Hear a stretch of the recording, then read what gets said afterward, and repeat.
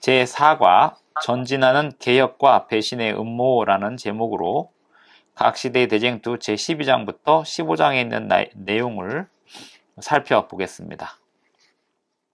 기억절 말씀은 이사야 32장 17절입니다. 이사야 32장 17절 말씀을 읽겠습니다. 공의의 열매는 화평이요 공의의 결과는 영원한 평안과 안전이라. 우리가 공의를 어디서 배우냐면 성경에서 배웁니다. 성경을 배운 사람이 내는 열매는 화평입니다.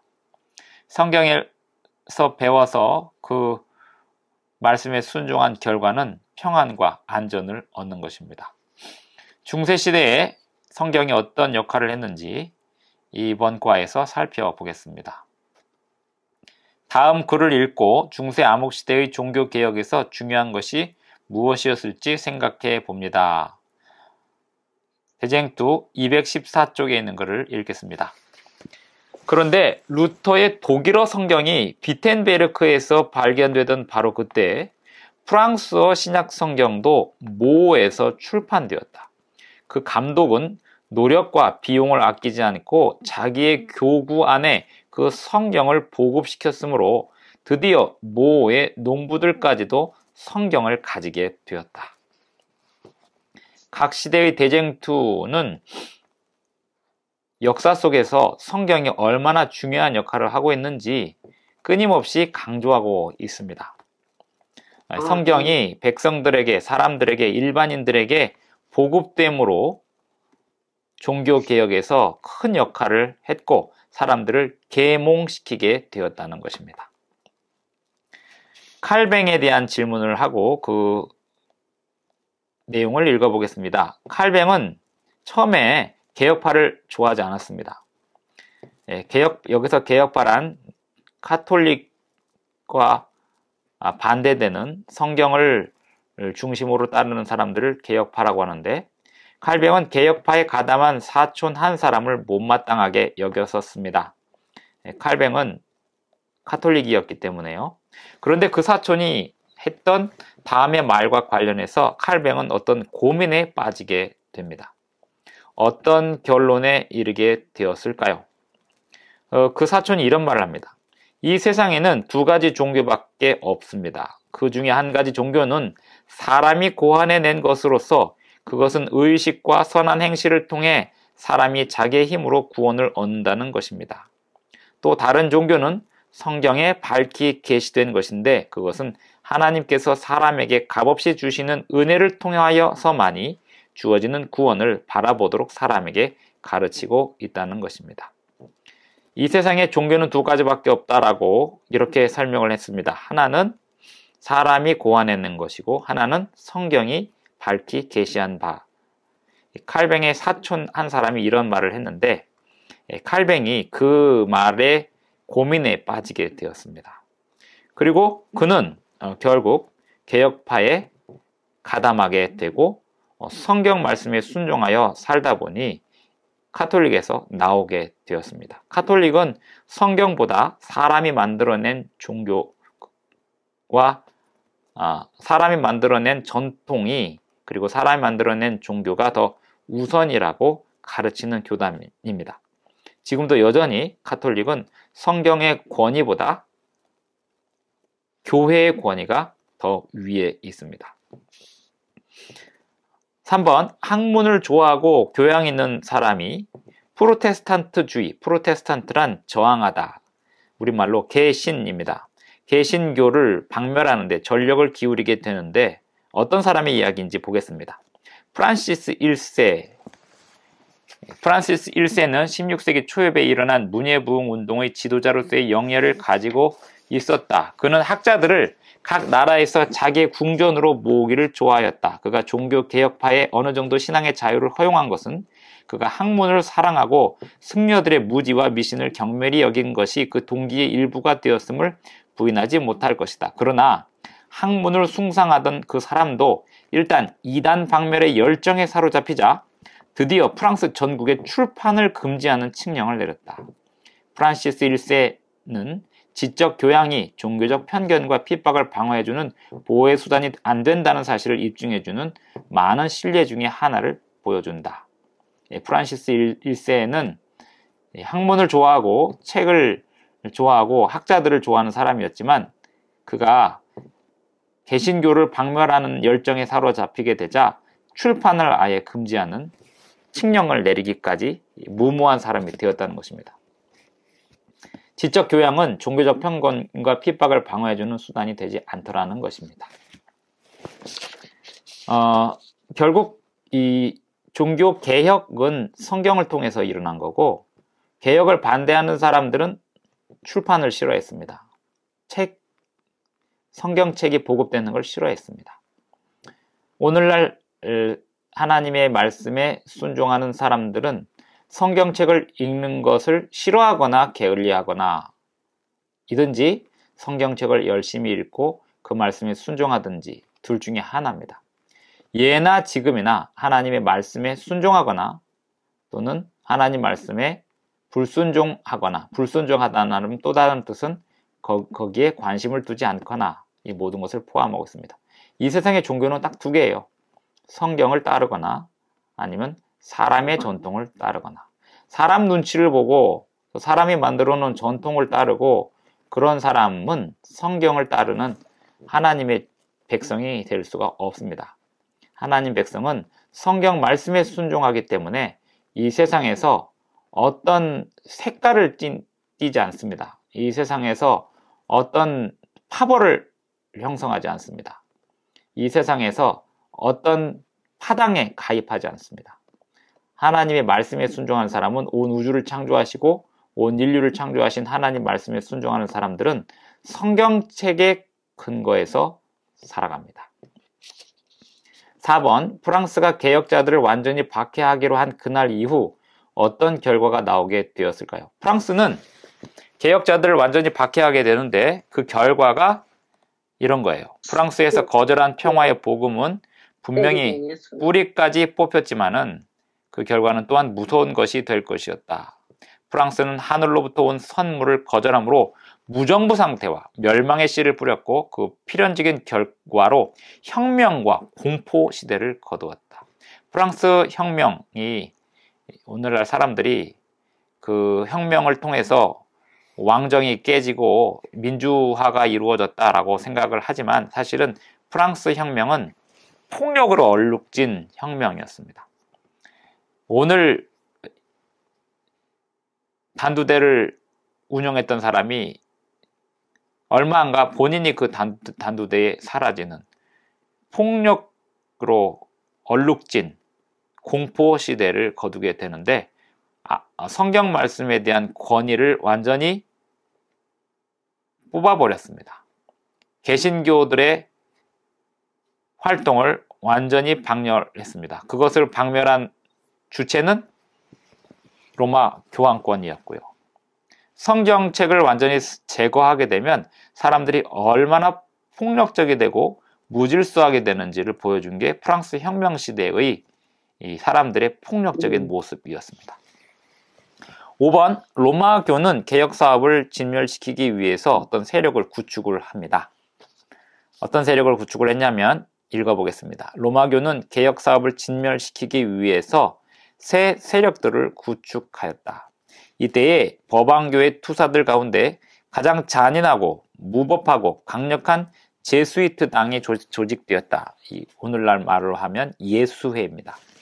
그들은 혈연적 관계와 인간적 사리도 무시하고 인정의 요구와 이성과 양심에도 무감각하여 그것들을 완전히 배척해버리고 규율과 유대관계도 무시하고 오직 저들의 규칙에 의지하여 자기들의 세력을 확장하는 데만 진력하였다. 오늘날 천주교에 예수회가 있습니다. 이 예수의 뿌리는 개혁사업을 진멸하기 위하여 만들어진 로마 카톨릭에서 생겨난 조직체였습니다. 6번, 개혁사업의 특징과 로마교의 특징은 어떻게 다를까요? 네덜란드와 스칸디나비아와 덴마크 그리고 스웨덴에서 전개된 개혁사업은 어떤 성과를 거두었을까요? 읽어보겠습니다. 로마교의 박해가 시작되었다. 그러나 화형과 고문이 되풀이되는 중에서 신자의 수는 계속해서 증가되었다. 그리고 신앙에 있어서는 오직 성경만이 그릇됨이 없는 권위를 가지고 있다는 것과 사람은 믿도록 강요받아서는 안 되며 복음 전도로 얻어야 한다고 확고하게 주장되었다. 점차적으로 그러나 확실히 무지와 미신의 암흑은 복된 복음의 빛으로 말미암아 사라져가고 있었다. 로마교회 압박에서 해방된 그 나라는 지금까지 일찍이 경험하지 못한 힘과 위대성을 소유하게 되었다. 개신교와 로마교회의 차이점은 성경책입니다. 성경책에 대한 태도, 그리고 성경책의 보급에 있습니다. 얼마나 많은 사람들이 성경책의 말씀에 순종하느냐, 이것이 개신교예요. 얼마나 많은 사람들이 교회의 전통과 의식에 순종하느냐, 이것이 천주교입니다. 그런데 천주교, 로마 카톨릭과 일반 개신교의 차이처럼 일반 개신교에도 차이가 있습니다.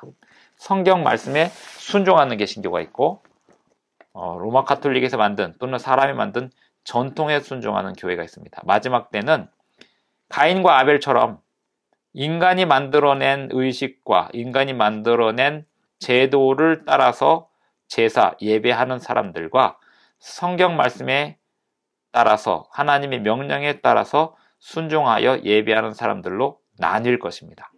아무리 복잡한 세상에서도 결국 두 부류로 나뉩니다. 그 모든 부류를 나누는 기준의 핵심은 성경입니다. 성경 말씀을 사모하냐 하지 않느냐, 이걸로 나눠질 겁니다. 성경 말씀이 최고의 권위냐 아니냐, 이걸로 교회가 나눠질 겁니다. 뭐니 해도 내가 성경책 말씀을 날마다 보고 그 말씀에 순종하는 사람이냐 아니냐, 그걸로 내 자신을 매일매일 판단해 보아야 합니다. 그저 사람이 하는 말을 좋아하고 거기에 따를 거냐, 아니면 성경 말씀을 직접 내가 듣고 읽고 연구하고 할 거냐에 따라서 나의 미래가 달라질 거라는 겁니다. 설교는, 그리고 성경 공부는 성경 말씀을 읽기 위한 도구에 불과해요. 내가 성경을 읽는 게 가장 중요합니다. 7번, 다음에 나오는 글들을 읽고 종교개혁 사업에서 성경이 얼마나 중요한지에 대해서 생각해 보겠습니다. 읽어보겠습니다. 1516년 곧 루터가 95개조를 공개하기 1년 전에 에라스무스가 헬라어와 라틴어의 신약 성경을 발행하였는데 그것은 하나님 말씀이 처음으로 원어로 출판된 일이었다. 성경책이 원어로 있었지만 이것을 사람들에게 출판시켜서 보급시키는 게 중요한 거였어요. 이 성경으로 말미암아 그 전에 번역된 성경에서 잘못된 점이 정정되고 의미가 훨씬 더 분명해졌다. 사람들이 원어 성경을 여러 사람들이 갖게 되니까 그걸 가지고 번역된 성경이 어디가 잘못됐는지 직접 확인할 수 있게 됐다는 것입니다. 자기 손으로 성경책을 들고 확인하는 게 가장 중요하다는 거예요. 그리하여 교양에 있는 사람들이 더욱 철저하게 진리의 지식을 소유하게 되었고 개혁 사업에 대해 새로운 자극을 받게 되었다. 성경책으로 직접 확인하는 게 얼마나 중요한지 모릅니다. 오늘도 제가 어떤 사람에게 질문을 받았는데 안식일 교회는 왜 돼지고기를 안 먹어요? 성경에 어디에 있어요? 라고 물었습니다. 그래서 제가 레위기 11장을 꼭 읽어보세요 라고 했습니다. 이제 저의 견해를 묻지 말고 지금쯤이면 레위기 11장을 직접 읽어보실 때가 됐다고. 성경책을 직접 읽어봐야 자기가 판단할 수 있어요. 자기 나라의 말로 된, 계속해서 읽겠습니다. 자기 나라의 말로 된 신약 성경을 사람들에게 나누어 주겠다고 마음속에 간직하기 시작했던 틴델의 목적은 한층 더 굳어졌다. 그리하여 그는 곧 그 사업에 몰두하였다. 그는 박해로 인하여 집에서 쫓겨나서 런던으로 갔다. 이 틴델은 영어 성경 번역으로 순교한 사람입니다. 레티머는 성경을 자기 나라의 말로 읽을 수 있게 해야 한다고 설교단에서 힘있게 주장하였다. 그는 성경의 저자는 하나님 자신이며 성경은 그 저자의 능력과 영원성을 간직하고 있다고 말하였다. 어떤 왕이나 황제나 장관이나 통치자든지 하나님의 거룩한 말씀을 순종할 의무에서 벗어난 사람은 하나도 없다. 이 세상에 기독교는 딱 두 개밖에 없다고 그랬습니다. 제가 하나는 로마 카톨릭, 하나는 개신교. 로마 카톨릭의 핵심은 뭐냐?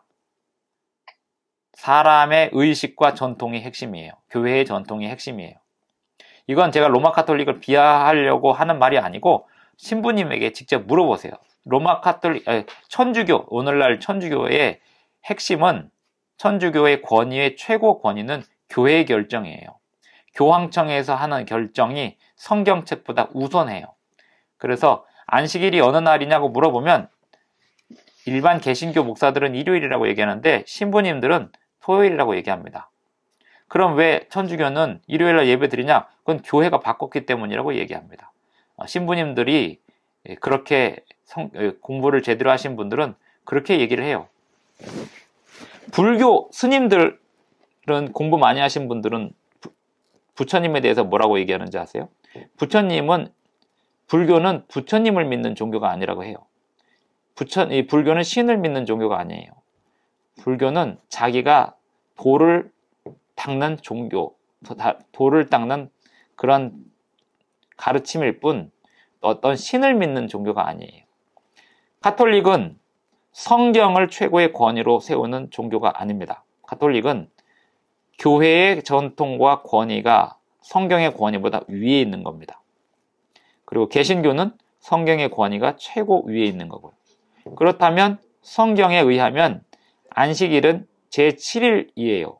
구약성경 시대나 신약성경 시대나 안식일은 제7일이 변함이 없습니다.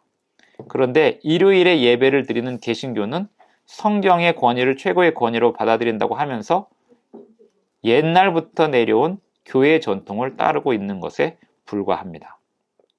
종교개혁 사업에서 가장 중요한 것은 성경이었습니다. 각 시대 대쟁투가 예언의 신인데 이 예언의 신이 역사 속에서 가장 강조하고 있는 것은, 역사적 교훈을 통해서 가장 강조하고 있는 것은 성경을 읽으라예요.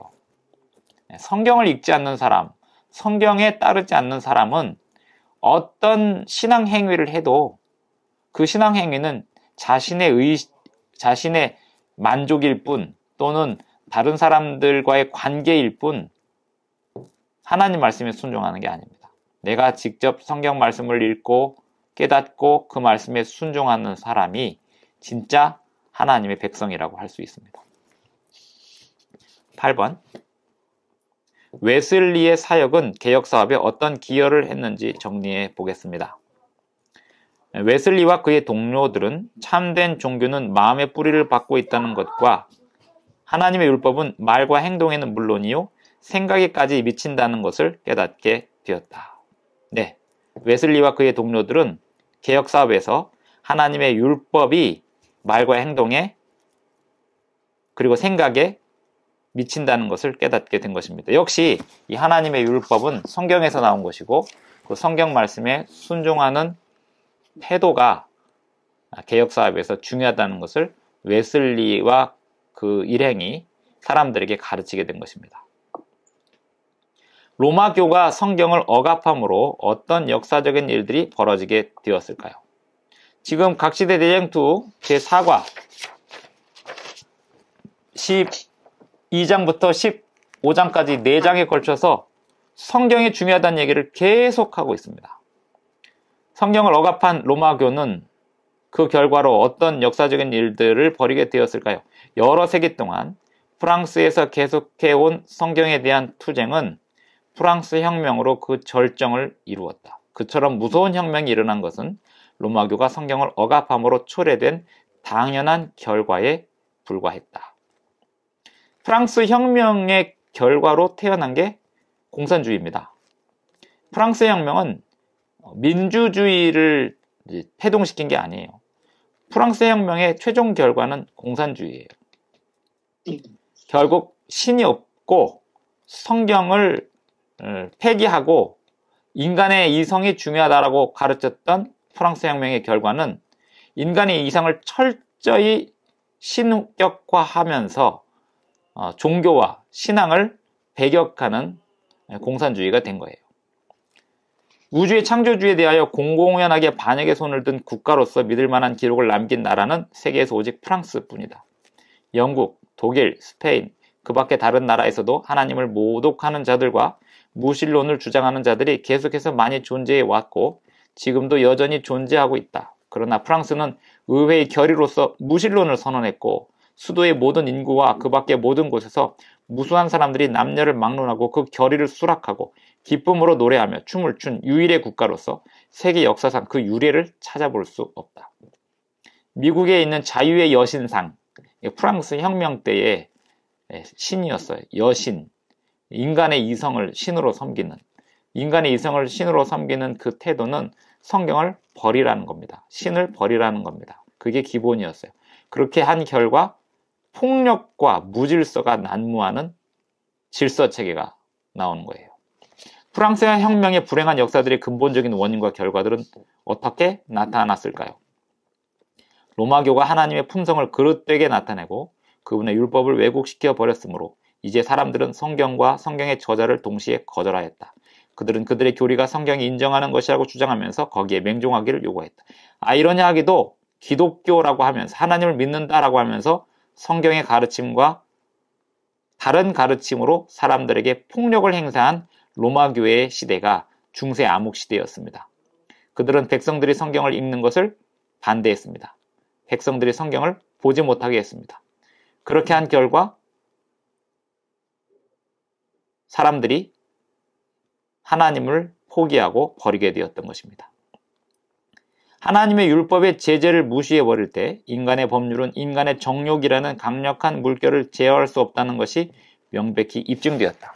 그리하여 프랑스는 반란과 무정부 상태로 휩쓸려 들어갔다. 성경에 대한 투쟁은 세계 역사에서 공포시대라는 뚜렷한 한 시대를 초래하였다. 사람의 가정과 마음에서 평화와 행복이 사라졌다. 안전한 사람은 한 사람도 없었다. 오늘의 승리자가 내일에는 혐의를 받고 정죄를 받았다. 포악과 음란이 극도에 달하였다. 이 프랑스 혁명 시대에 사람들이 서로 고발, 고소해서 단두대로 서로가 서로를 죽이던 그러한 시대에 살았던 사람들의 모습은 성경을 포기하고 폐기시킨 사람들의 모습이었습니다. 성경을 버리면 어떻게 될까요? 권위를 버리는 거거든요. 권위를 버리면 남자고 여자고 없고 어른이고 아이고 없고 스승이고 제자고 없습니다. 언제든지 부모고 자식이고 없습니다. 권위가 사라지는 사회는 서로 평등해진다라고 착각을 하는 거고 그렇게 평등해지고 나면 서로 죽이고 모함하고 고소하고 고발하는 것밖에 없습니다. 성경이라고 하는 기본 가르침, 기본 표준이 사라지게 되면 이 세상은 결코 안전할 수가 없습니다. 10년의 짧은 세월에 실로 무수한 사람들이 살육되었다. 이게 프랑스 혁명 시대에 있었던 일입니다. 어마어마한 사람들이 단두대 이슬로 사라지게 되었습니다. 단두대가 뭔지 아시죠? 사람 목 잘라갖고 죽이는 기계인데 그거 만든 사람이 마지막에 거기에 잘려 죽어요. 네.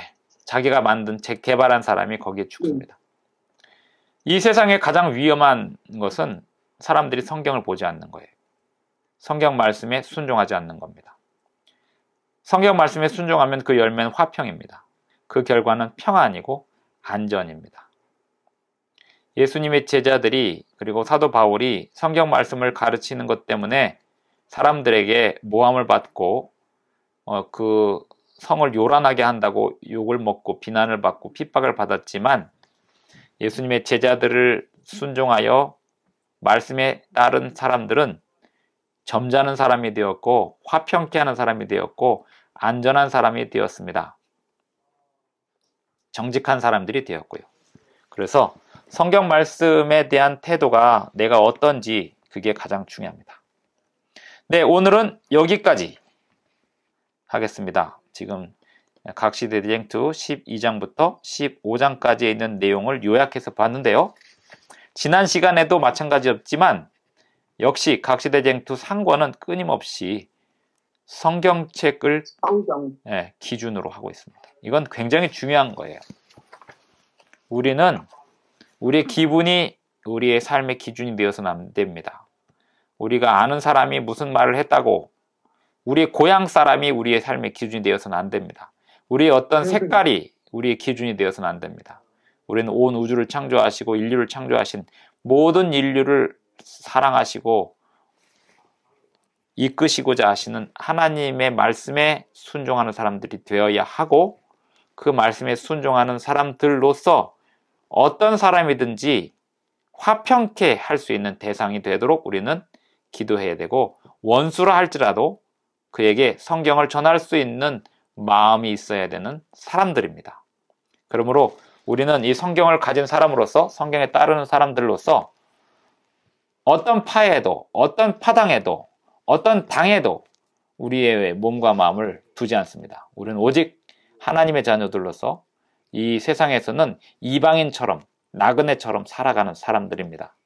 그리고 모든 사람들, 남자이든 여자이든 종이든 주인이든 이방인이든 그 누구든, 내 고향 사람이든 타지 사람이든 어떤 당파에 속해 있는 사람이든 어떤 색깔을 가진 사람이든 그에게 하나님의 화평의 복음을 전할 수 있는 사람이 되어야지, 그렇게 되지 않는다면 우리는 이 세상에 당파와 함께 망할 것이고, 파벌과 함께 망할 것이고, 색깔과 함께 망할 것입니다. 우리는 하나님의 빛을 받은 사람들로서 색깔을 지닌 사람들이 되지 않아야 됩니다. 우리는 빛깔을 지닌 사람들이 되어야 됩니다.